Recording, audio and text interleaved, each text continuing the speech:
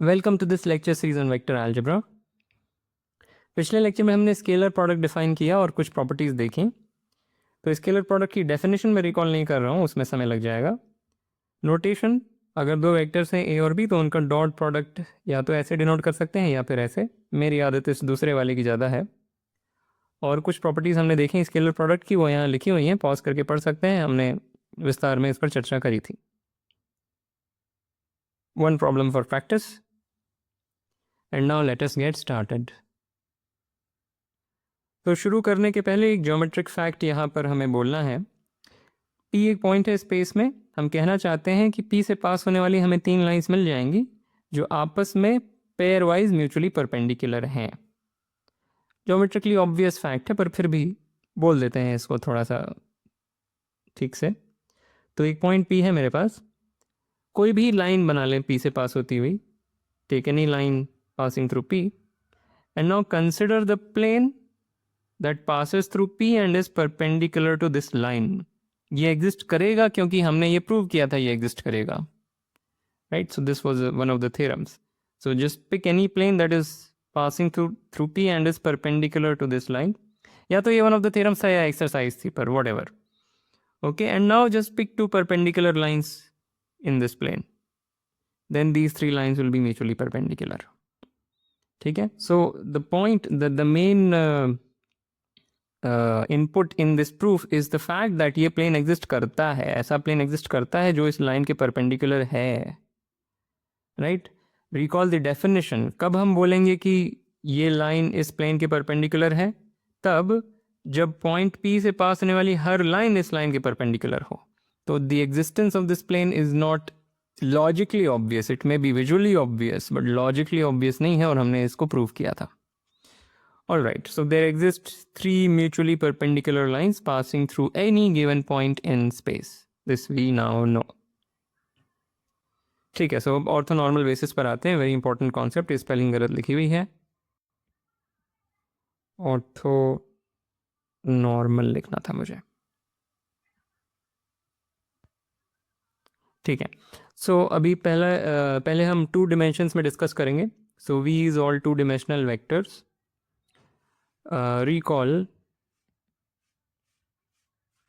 recall for any vector A,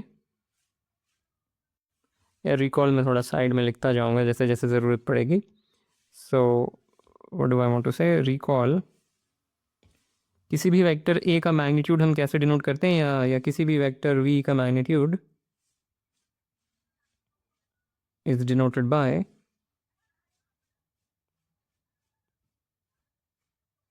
this notation. So just something that we recall. And now suppose we have a basis.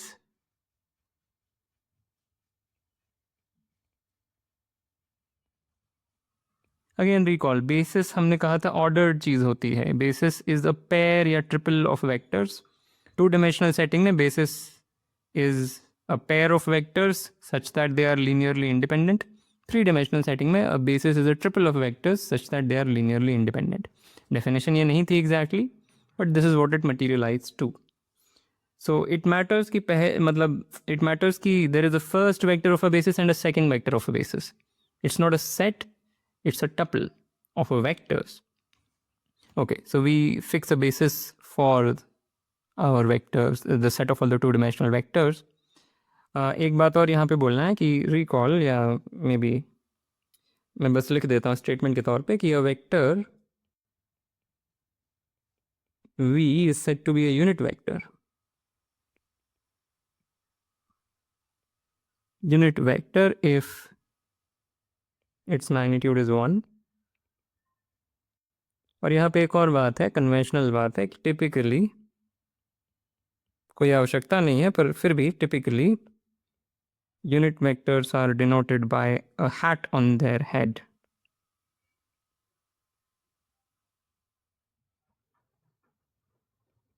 तो जब unit vectors होते हैं तो हम यहाँ पे एक हैट लगा देते हैं, rather than writing this arrow हम बस एक हैट लगाते हैं जस्ट टू एम्फसाइज कि वो एक यूनिट वेक्टर है। अगेन ये कोई आवश्यकता नहीं है कि ये किया ही जाए। ऑलराइट, तो हमारे पास एक बेसिस है for the set of all the two-dimensional vectors. So we say this is an orthonormal basis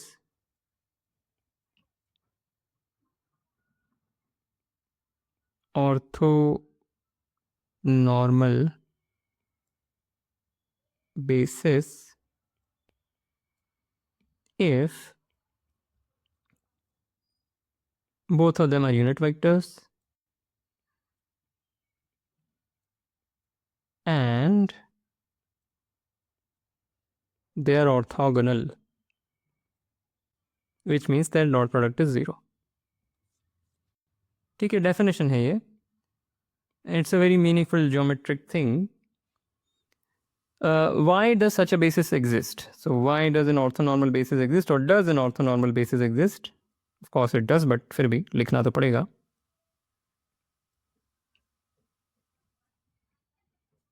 So here is one way to see it.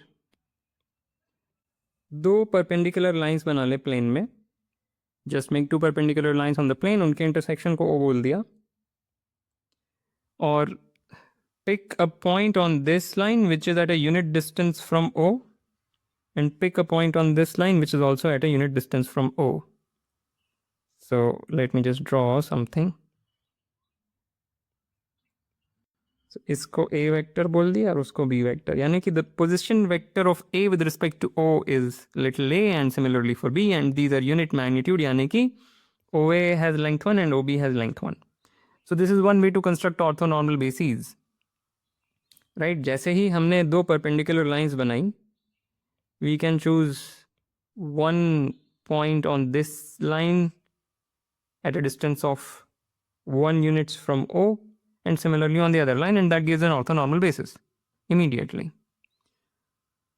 Okay, note.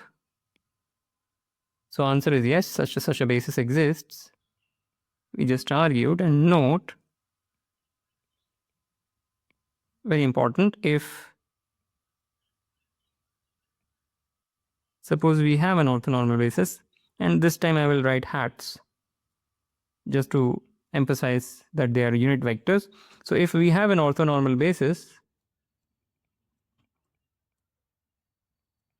then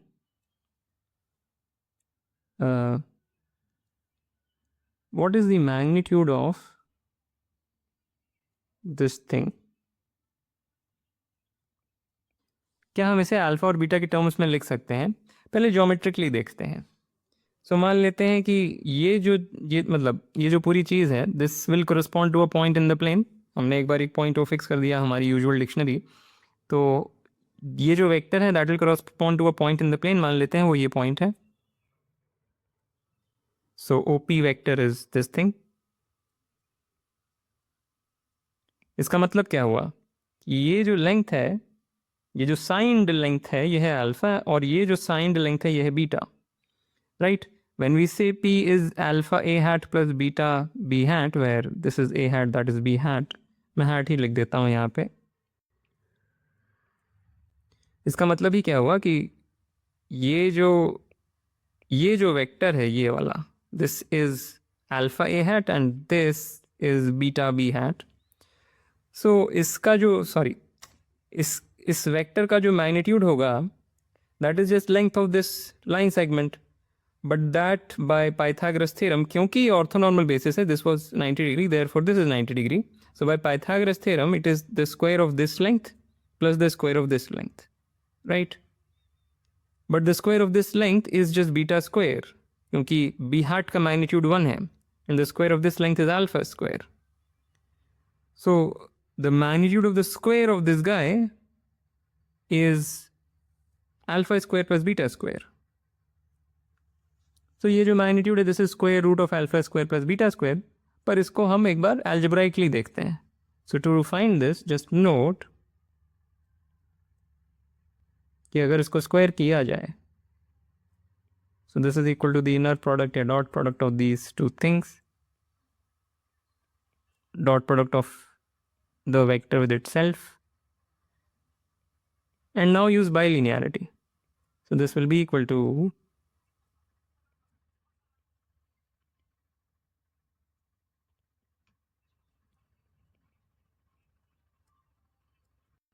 equal to this thing, which further by bilinearity is equal to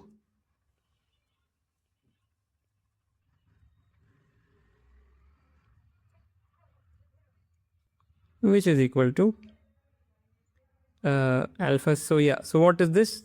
This thing is alpha square फिर a hat dot a hat per a hat dot a hat is 1. A hat is a unit vector. So the first thing is alpha square.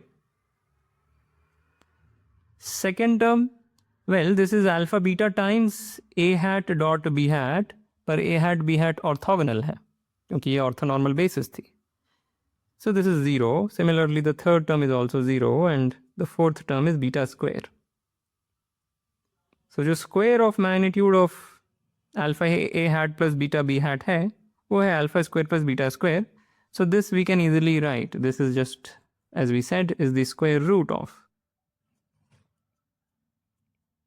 alpha square plus beta square. More generally, ये सब तो जो हमने किया सब ठीक है. More generally, what about the dot product of these two vectors? This is alpha 1 alpha 2 plus beta 1 beta 2. So a very similar computation. जो computation हमने यहाँ पर करी exact वैसे ही computation करके हम ये show कर सकते हैं, which is of course more general than this computation. ठीक है, तो ये दोनों बातें हमें नोट करनी है.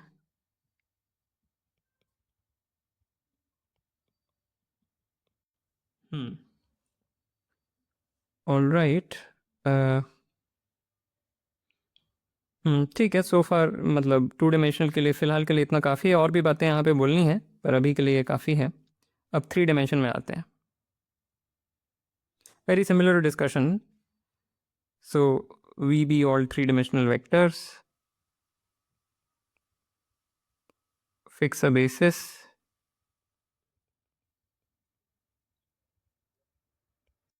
And again we say this is an orthonormal basis if ये सब के सब यूनिट वेक्टर्स हैं and pairwise इनके डॉट प्रोडक्ट 0 है. मतलब दे आर पेयरवाइज ऑर्थोगोनल. ठीक है. And an orthonormal basis exists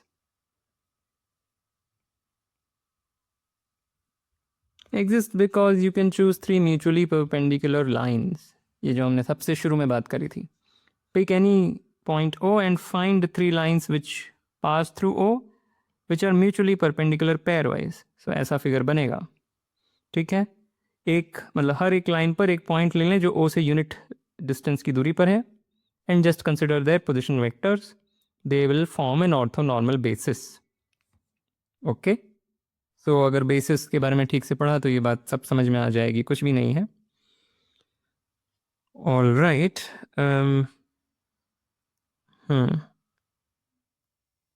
And yeah, similar remarks. So note.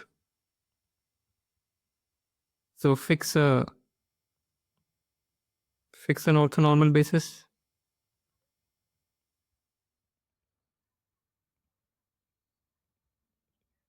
So सबसे पहली बात कि जो magnitude of this vector, this is the square root of, and as usual ये जो चीज़ है this corresponds to a point P in this diagram.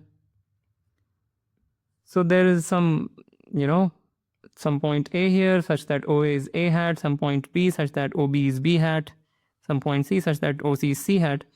अब अगर हमने कोई पॉइंट P चूज़ कर लिया तो उसको हम इस तरीके से लिख सकते हैं जहाँ पे फिर अल्फ़ा क्या होगा. What is alpha A hat? Alpha A hat is just this vector, alpha B hat is that vector and alpha C hat is that vector. और ये क्यूबॉइड बनेगा यानी ये सब सारे एंगल्स यहाँ पे 90 होंगे. फिर वही बेसिक ट्रिग्नोमेट्री या basic geometry. The length of this line segment is exactly that. Why? Because first you consider this triangle, ये perpendicular है, right? ये जो vertical line है, this vertical line is perpendicular to the xy plane. By the xy plane, I mean the plane which contains these two lines. So this vertical line is perpendicular to the xy plane because this vertical line is perpendicular to the xy plane. So it is perpendicular to every line passing through the xy plane. Right? So this vertical line, by vertical I meant parallel to this line. Okay. So this is perpendicular to the xy plane and hence it is perpendicular to this line. So by Pythagoras theorem, the length of OP is the square root of the sum of squares of these two lengths. इसका square plus इसका square को square root कर देंगे तो हमें OP का length मिल जाएगा, पर इसका स्क्वायर हमें पता है, इसका square is just gamma square because this is equal to that and this is just gamma square, मतलब इसकी length is exactly mod gamma. So the square of the length of this is gamma square. So what is the length of this guy? Well, this vector is nothing but alpha a hat plus beta b hat, right? Alpha a hat plus beta b hat. So this is a vector of length alpha square plus beta square का square root and that's it. So दो बार Pythagoras theorem, पहला Pythagoras theorem से इसकी length निकलेगी, दूसरा Pythagoras theorem से इसकी length निकल जाएगी. Okay, so you can prove this again very very algebraically, just जैसे पिछले स्लाइड में किया था. So I don't want to do it really, but ठीक है, let me try.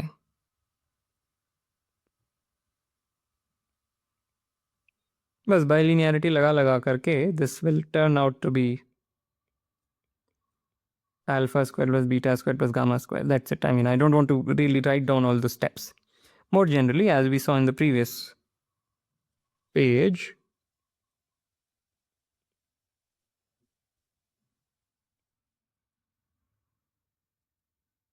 this dot product is alpha 1, alpha 2, so on. Right? तो ये notation बार बार देखने को मिलेगी आई कैप, जे कैप, के कैप किताबों में खास करके. तो इसका मतलब क्या है? इसका मतलब बस ये है, टू डिमेंशंस में क्या है कि fix basis, fix an orthonormal basis,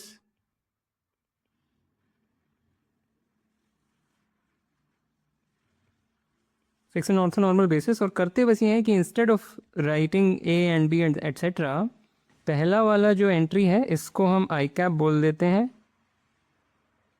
इसको आई कैप बोल देते हैं और इसको जे कैप बोल देते हैं, बस और कुछ नहीं. वेल इसमें एक चीज़ और है वैसे. एक चीज़ और मुझे यहाँ मैं बस लिख देता हूँ रिमार्क के तौर पर कि this should be positively oriented. So fix a positively oriented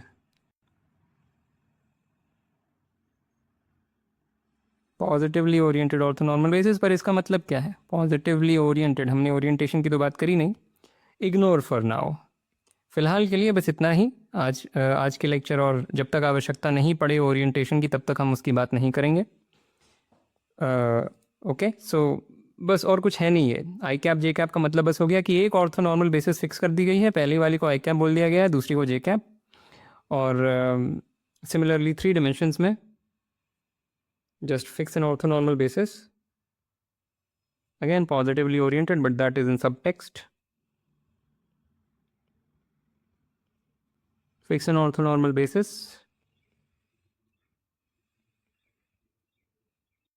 for all the three-dimensional vectors, or let's say that is ABC. So instead of ABC हम बस symbols use करते हैं I cap, J cap, K cap. तो जब प्रश्न में या किसी एक्सपोजिशन में लिखा हो ये ऐसे सिंबल्स मिले, तो इसका मतलब बस हुआ कि एक ऑर्थोनॉर्मल बेसिस फिक्स कर दी गई है, पहली एंट्री का नाम ये है, दूसरी का ये है और तीसरी का ये है, बस यही है इसका मतलब.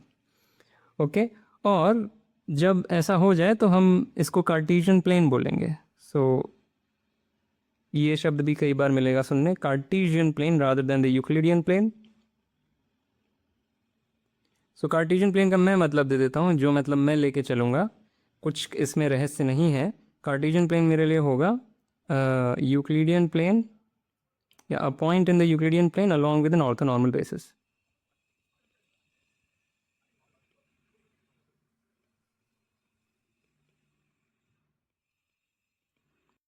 तो यूक्लिडियन प्लेन में एक पॉइंट चुन लिया गया और एक ऑर्थोनॉर्मल बेसिस चुन ली गई। इस पेयर को, ये जो चॉइस है, दो चॉइसेस हैं यहाँ पे, एक ये पॉइंट और एक ऑर्थोनॉर्मल बेसिस, जब ये दोनों चॉइसेस फिक्स कर दी गई तो हम इस पेयर ऑफ चॉइसेस को कार्टेशियन प्लेन बोलेंगे। बेसिकली अब यूक्लिडियन प्लेन को हम वैसे सोच पाएंगे जैसे हम आमतौर पर कोऑर्डिनेट्स इनपुट करने पर सोचते हैं, दो परपेंडिकुलर लाइन बना लेते हैं, राइट?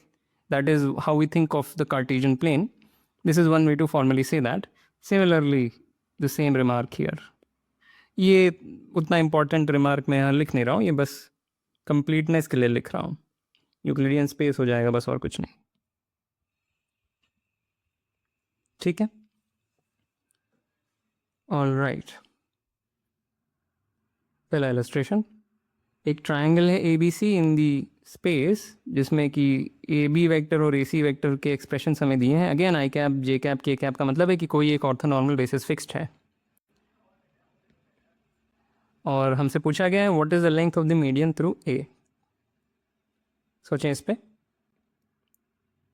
फिगर ये है, ए बी सी एक जेनेरिक सा हमने ट्राइंगल बना दिया। एक्यूरेट फिगर तो हम बना नहीं सकते क्योंकि 3D में है।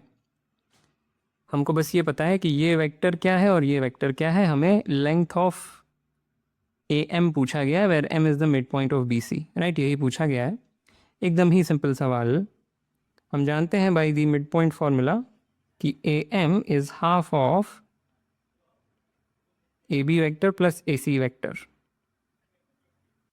तो ए एम वेक्टर हम तुरंत लिख सकते हैं, that is half of A B plus A C. क्या है? A B plus A C is 8 I cap plus नहीं -2 जे कैप प्लस 8 के कैप। 8 ये हमें एक्सप्रेशंस पता है, हमने बस जोड़ दिया। So this is equal to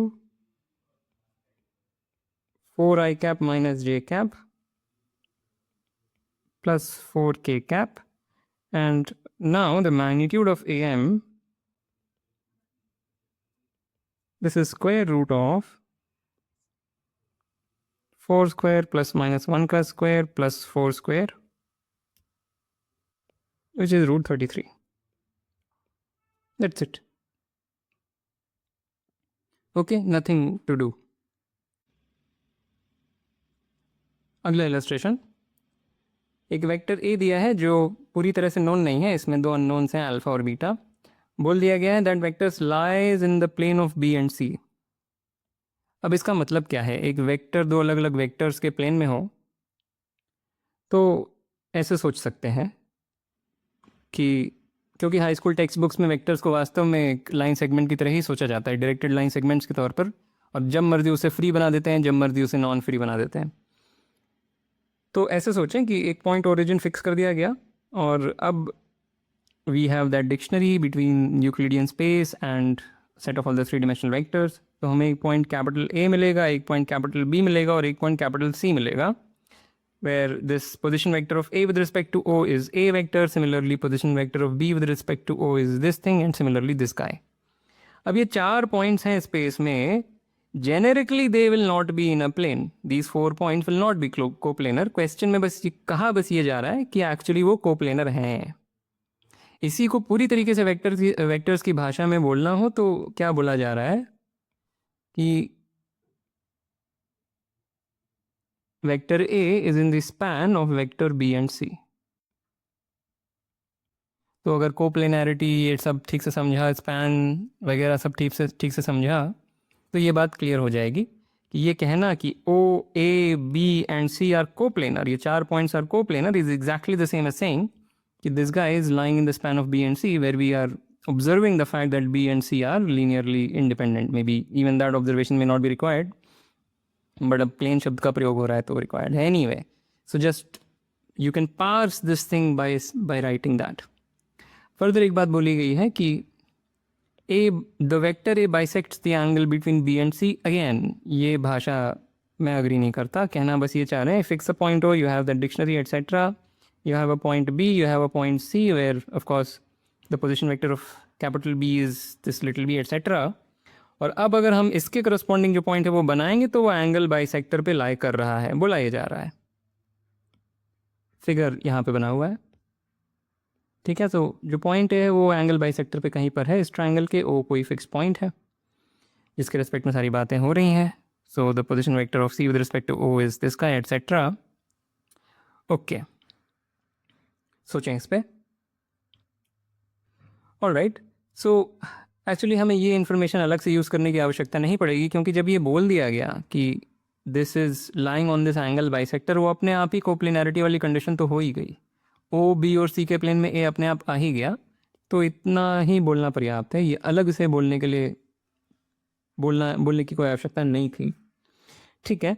सो एक बार हम एंगल बाइसेक्टर्स की बात कर चुके हैं. मैं डायरेक्टली एक चीज़ लिख देता हूँ, उस पर आप विचार कर सकते हैं. मैं शायद थोड़ा सा समझा भी दूँ. So since ये angle bisector वाली condition हमें दी है, we have the vector A is some scale of the unitization of B plus the unitization of C. क्या किया हमने? ये जो वेक्टर है इसका यूनिट वर्जन लिख दिया, यानी उसको स्केल करके यूनिट बना दिया ज़बरदस्ती.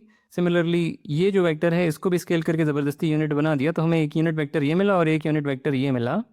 इन दोनों को जोड़ेंगे तो ऐसे ही समझ में आना चाहिए कि जो करस्पॉन्डिंग पॉइंट मिलेगा, जोड़ने पर एक वेक्टर मिलेगा, उसके करस्पॉन्डिंग जो पॉइंट होगा प्लेन में या अदर स्पेस में, वो इस एंगल बाइसेक्टर के अलॉन्ग होगा by, you can say the symmetry of the situation, और बाय रोम्बस. ये यूनिट तो पैरेललोग्राम लॉ से अगर आप देखेंगे तो ये एक रोम्बस बन रहा है. रोम्बस में जो डायगोनल होती है that bisects the angles that it is involved with. तो ये हम एक बार जब हमने एंगल बाइसेक्टर्स पर डिस्कशन किया था तो ये पॉइंट ठीक से समझाया था. अभी के लिए मैं बस इतना ही लिख देता हूँ. This is for some lambda. Okay, and now what is the magnitude of B. So we will just write down the expressions. B का एक्सप्रेशन क्या है? I cap plus j cap. और मैग्नीट्यूड ऑफ बी क्या है? 1 square plus 1 square. Similarly, C is I cap minus J cap plus 4K cap, and that divided by. All right, this is equal to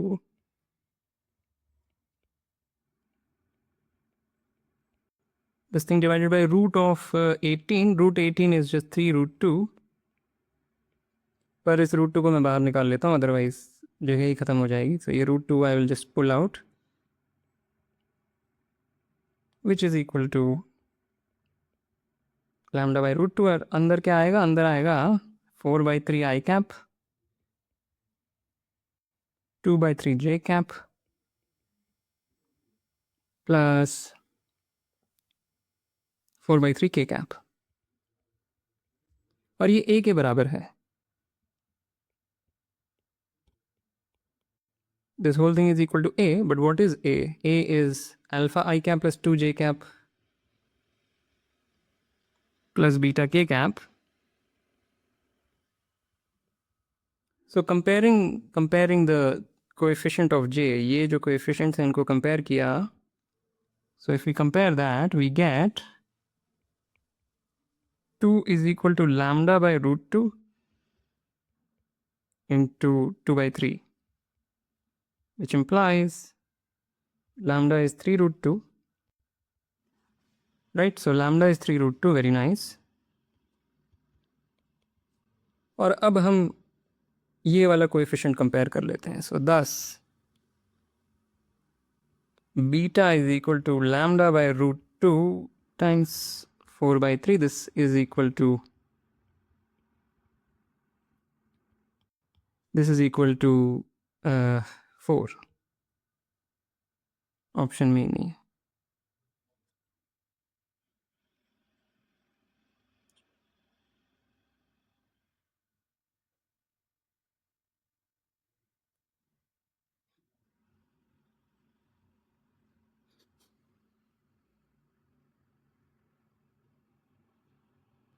या मुझे नहीं समझ आ रहा क्या इसमें प्रॉब्लम हो रही है. I think this is fine. मेरा तो यही आ रहा है. हो सकता है कहीं मैं कोई स्टूपिड कॉम्पिटिशन मिस्टेक कर रहा हूँ. पॉसिबल. ठीक है. So I mean there is this other possibility कि वो एक्सटर्नल एंगल बाइसेक्टर कहना चाह रहे हो. ये जो दो लाइंस हैं इसमें इनमें दो एंगल्स हैं, एक ये एंगल और एक ये angle, maybe external angle bisector कहना चाह रहा हूँ। So I just leave it here. मेरे ख्याल से तो ये ठीक है। अब हमें दिया है A B C D is a parallelogram in space, तो ये बना हुआ है, this is the point C, और इट इज़ गिवन कि A B vector is blah, A D vector is blah, और फिर कहा गया कि जो साइड ए डी है इसको रोटेट किया गया by an angle alpha in the anti clockwise sense, वो लिखा होना चाहिए, by an angle alpha in the plane of the parallelogram such that so that A D becomes A D prime. क्या बोला जा रहा है, ये जो साइड है इसको मान लें पिवट है, यहाँ पे कोई हिंज है, इसको रोटेट किया गया so that it becomes A D prime, मतलब जो पॉइंट डी है वो डी प्राइम की जगह पर आ गया, बेसिकली ये कहा जा रहा है। पर ये कंडीशन दी है कि जो पॉइंट डी प्राइम मिला है वो ऐसा है कि A D prime makes 90 degree angle with side A B. तो जब इसे रोटेट किया गया तो वो जहाँ पे भी डी प्राइम पहुँचा वो ऐसी जगह है सच दैट ये जो लाइन है this is perpendicular to side A B, वो मैंने बनाई हुई है, ये जो लाइन है this is perpendicular to A B. तो कहने का मतलब बस ये है कि जब इसे रोटेट किया गया तो वो पॉइंट यहाँ पर आया या फिर इधर इधर आया। दो संभावनाएं हैं डी प्राइम के लिए, या तो वो ये पॉइंट है या वो इस साइड पे पॉइंट है। ओके, तो कॉस अल्फ़ा पूछा गया है कि कितने एंगल से उसे रोटेट करने पर वो परपेंडिकुलर बन जाएगा ए बी के। ठीक है, अब ये एंगल अगर हम निकाल लें तो हम बात कर सकते हैं, राइट। बट ये एंगल बड़ा आसान है निकालना, हमें पता ही है कि ए बी और ए डी क्या है। ए बी और ए डी ये वेक्टर्स पता चल गए तो उनके बीच का एंगल भी पता चल जाएगा। So here is the solution. May be मुझे आपको समय देना है सोचने के लिए, पर मैं भूल गया। सो लेट्स से इसको थीटा बोल दिया। So what we know is कि cos A B dot A C, this is one of the facts about scalar products जो हमने सीखा था। सो ए बी डॉट ए सी हम तुरंत निकाल सकते हैं क्योंकि हमें दोनों के एक्सप्रेशंस पता हैं। A B dot A C is just 2 into -1, right. The product of these two, the product of these two, the product of these two, और उनको सम कर दिया, that is A B dot A C. और अब magnitudes की बात है, so this is equal to what is the magnitude of A B. The magnitude of A B is this thing multiplied by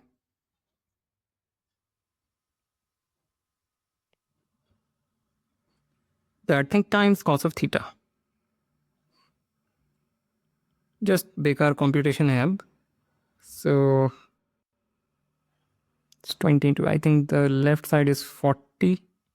Check कर लेता हूँ। Yeah, so left side is 40. What is the right side? 225 है क्या ये? 121. Yeah. So that is I think 15 का square. So that is 15 times 9. So that's 3 cos theta. So cos theta is 40 by 45, which is 8 by 9. So ये तो cos theta हुआ. We were not interested in cos theta. We are interested in cos of this angle, or well the cos of this angle. उन दोनों में I think बस एक plus minus sign का ही अंतर है। May be are the equal. Cos of pi plus theta क्या होता है? माइनस ही होता होगा, वट एवर। सो ठीक है। So what is the cos of this guy? That is, let's say this is alpha. एक बार के लिए इस फिगर में अगर इसको ही अल्फा बोल दिया जाए तो sine theta is cos alpha. Sine theta, well cos alpha is sin theta. Cos alpha is cos 90 minus theta, which is sin theta, which is 1 minus cos square theta का square root। यहाँ पे सब cuteness लेके मैं चल रहा हूँ। This is equal to 1 minus, yeah, so this is I think 17 root 17 by 9। Root 17 by 9 वो ऑप्शन मैच भी कर गया एक। एक और थीटा, मतलब this is also a possibility, वो आप देख लीजिएगा. आई डोंट थिंक यहाँ कहीं आएगा because all of them are positive. Anyway there is nothing here. All right, अब हमें दिया है कि ये 4 पॉइंट्स हैं पी क्यू आर. वेल ये तो 3 ही पॉइंट्स हैं. नहीं, पी क्यू आर एस होना चाहिए, पता नहीं क्यों नहीं लिखा है मैंने.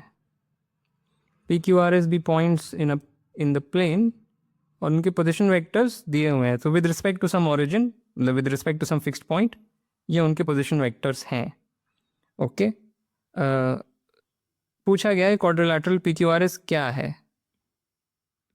पैरेललोग्राम है which is neither rhombus nor rectangle etcetera etcetera. अब मैंने तो फिगर बना दिया है तो वहाँ से तो दिख रहा है, बट हमें मैथमेटिकली चीज़ें प्रूव करनी पड़ेंगी. सोचें इस पर. Okay, so to check for parallelogramness हम बस ये देखेंगे कि ये दोनों साइड्स क्या एक दूसरे के पैरेलल हैं और एट द सेम टाइम बराबर हैं. Parallel and at the same time बराबर. अगर ऐसा हो गया तो पैरेललोग्राम है, या नहीं हुआ तो नहीं है. So what is P Q vector? P Q vector is the position vector of Q minus the position vector of B. So that is this guy which is okay. And what is SR vector? Position vector of R, PQR 3i cap plus 3j cap minus position vector of S, which is again 6i cap तो आ गया और j cap. So ये actually ये दोनों vectors same है. इसका मतलब हुआ कि the line PQ is parallel to the line SR. Why? Because this is a translate of that. दोनों वेक्टर्स बराबर होने का मतलब क्या हुआ कि सेगमेंट पी क्यू को ट्रांसलेट करने पर वो सेगमेंट एस आर में बदल जाएगा अगर सूटेबली ट्रांसलेट किया जाए. Therefore line P Q is parallel to line S R and the magnitudes are also equal because ये वेक्टर्स ही सेम है. So it is indeed a parallelogram. Now we need to check whether it's rectangle, square, this that etcetera. So what is P S? P S vector is this thing which is minus I cap plus 3j cap. ये P S vector है. To check for weather और not it is a rectangle, हमें ये check करना है ये 90 है कि नहीं. पैरेललोग्राम तो ये है, तो रेक्टेंगल चेक करने के लिए बस इतना ही चेक करना है ये एंगल 90 है कि नहीं. तो हमें पी एस मिल गया, पी क्यू मिल गया, पी क्यू पी एस मिल गए. तो अगर इनको डॉट कर देंगे ज़ीरो आएगा कि नहीं उस पर ही डिपेंड कर रहा है ये 90 है कि नहीं. पर अगर डॉट करेंगे तो 6 टाइम्स -1 और 1 टाइम्स 3 का सम 0 तो नहीं है. So we see that this dot product, this is non zero. So ये रेक्टेंगल तो नहीं है. So we can get rid of this option. Rectangle नहीं है तो स्क्वायर निश्चित रूप से नहीं है. ओके, सो ऑप्शन डी हमारे पास बचता है. ऑप्शन डी के लिए जस्ट चेक ये मैग्नीट्यूड्स क्या है. Find the magnitude of P S, find the magnitude of S R. मेरे ख्याल से अलग आएगा, फिगर से ही दिख रहा है. तो रोम्बस भी नहीं है, that you have to check. और फिर एक ही ऑप्शन बचता है और हमने चेक भी कर लिया कि वास्तव में पैरेललोग्राम तो है, which is neither a rhombus nor a rectangle. So that's it. So option A is the only correct option. Okay. I think this is the last question. 3 vectors दे दिए हैं A, B and C और एक vector V है in the plane of A and B. Again, how do we read that? What does this mean? This means V is in the span of A and B. अभी थोड़ी देर पहले इस पर बात हुई थी. Whose projection on C is 1/√3. ये पता नहीं क्या लिखा हुआ है. हाँ, ओके. ये बोल रहे हैं कि एक वेक्टर V है जो A और B के स्पैन में है और उसको अगर C पे प्रोजेक्ट किया गया तो वो जो प्रोजेक्टेड चीज़ की लेंथ आएगी वो है 1/√3. तो वो वेक्टर V है क्या? यहाँ पे शायद कॉमा होना चाहिए. कॉमा होना चाहिए. तो वो वेक्टर V पूछा गया जो A और B के स्पैन में हो और जिसका C पर प्रोजेक्शन का लेंथ ये हो. ठीक है. तो A और B, well, 2 points, well, fix an origin and then you can find the point capital A such that position vector of capital A is this guy, etc., etc. Okay. So here is the solution. Think about how to solve this. Right. So say vector v is alpha a plus beta b for some alpha beta in reals. क्योंकि v a और b के span में है, हमें ऐसे alpha और beta मिल जाएंगे. So that means vector v है क्या? वेक्टर v को अगर हम स्टैंडर्ड रिप्रेजेंटेशन में लिखें तो that would become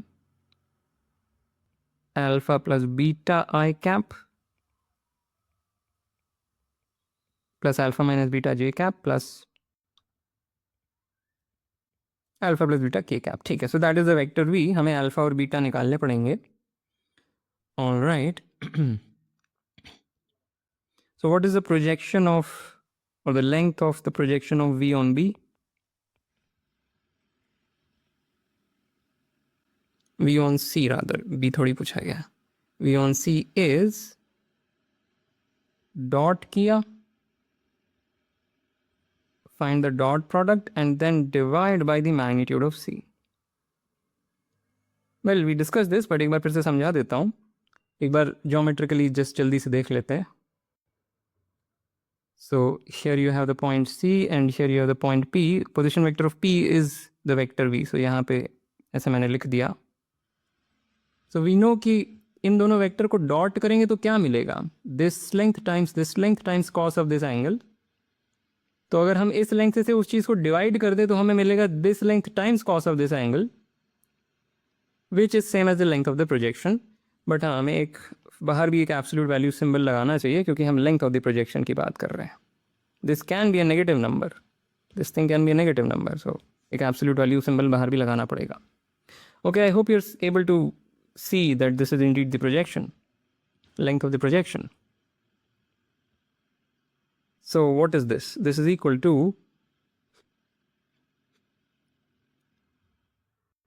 alpha plus beta into 1 plus alpha minus beta into minus 1 plus alpha plus beta into minus 1. Yes. This thing divided by the magnitude of c. Magnitude of c is very simple. बाहर एक absolute value symbol. This is 1/√3 हमें दिया हुआ है. So that gives us, what is the numerator? Minus alpha two beta या minus alpha plus beta. Minus alpha plus beta का absolute value is 1 is all. बस इतना ही सवाल में जो इन्फॉर्मेशन है वो बस यही है, इससे ज़्यादा इन्फॉर्मेशन सवाल में है नहीं.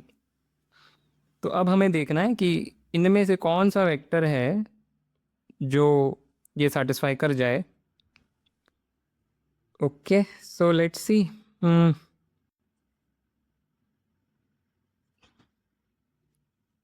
Okay, let's try to figure this out. So अगर मैं बीटा को 2 ले लूँ और अल्फ़ा को 1 ले लूँ तो अल्फ़ा प्लस बीटा 3 हो जाएगा. So what I am trying to see is कि अगर मैं बीटा को 2 ले लूँ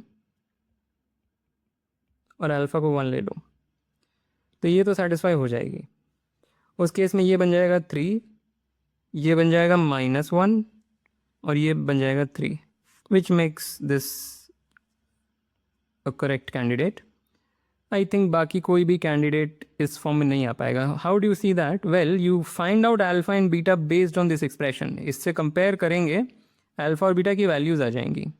मेरे ख्याल से कोई भी दूसरा ऑप्शन ऐसा नहीं होगा जिसमें ये साइमल्टेनियसली ट्रू हो जाए. इस ऑप्शन के लिए हो रहा है और किसी भी ऑप्शन के लिए ये नहीं हो पाएगा. वो आप चेक करके देख लीजिएगा. बस यही है. Okay, so with that I want to end this lecture. As usual, like, comment, share, subscribe and I will see you next time.